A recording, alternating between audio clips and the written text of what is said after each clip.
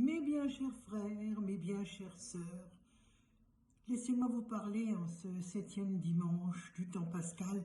Je vous le dis, on vous ment. On vous irradie le cerveau avec des discours en circonvolution et avec des mots subliminaux imprononçables comme hydroalcoolique ou hydroxychloroquine. Et de surcroît, on vous prône le vélo.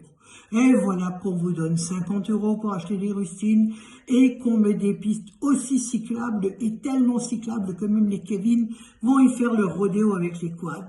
Mes bien chers frères, mes bien chères sœurs, ne vous laissez pas faire. Rangez vos pinces à vélo, rangez vos pompes à vélo. La voiture, c'est le seul instrument pour faire face à la vie nouvelle. Oui, la vie nouvelle. Rappelez-vous ce mot que vous avez entendu dans toutes les émissions de journalistes et lu dans tous vos magazines, le mot drive. Le mot drive. C'est à la mode le drive, ça démontre que la voiture est notre salut, parce que la voiture est un lieu de confinement suprême. Elle est comme l'île pour Robinson Crusoe, pour tout humain qui y habite ou qui y est.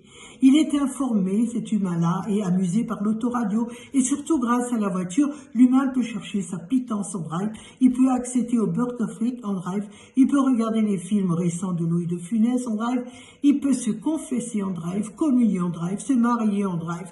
Mon cousin dit « Mémé, allez partir, le curé nous a reçus en drive pour lui donner l'extrême onction. » Et voilà, Mémé est parti en paix dans une Lada. Mémé est parti dans une Lada. Je vous le dis, mes chers frères et mes chères sœurs, votre salut viendra de la voiture. Même la survie vient de l'auto. Rappelez-vous, l'année 2003, cette hécatombe parmi la population des dentiers et des couches libras à cause de la canicule. Mon père, du haut de ses 84 ans, a utilisé la voiture pour survivre. Il s'y réfugiait aux heures les plus chaudes de la journée en faisant tourner la clim. La clim de la voiture l'a sauvé. Mes bien chers frères, mes bien chères sœurs, ne vous parle-t-on pas de l'auto-guérison? La survie vient de la voiture, même la survie de l'espèce. Car, rappelez-vous, combien d'enfants sont nés et naissent encore par le siège arrière de la voiture.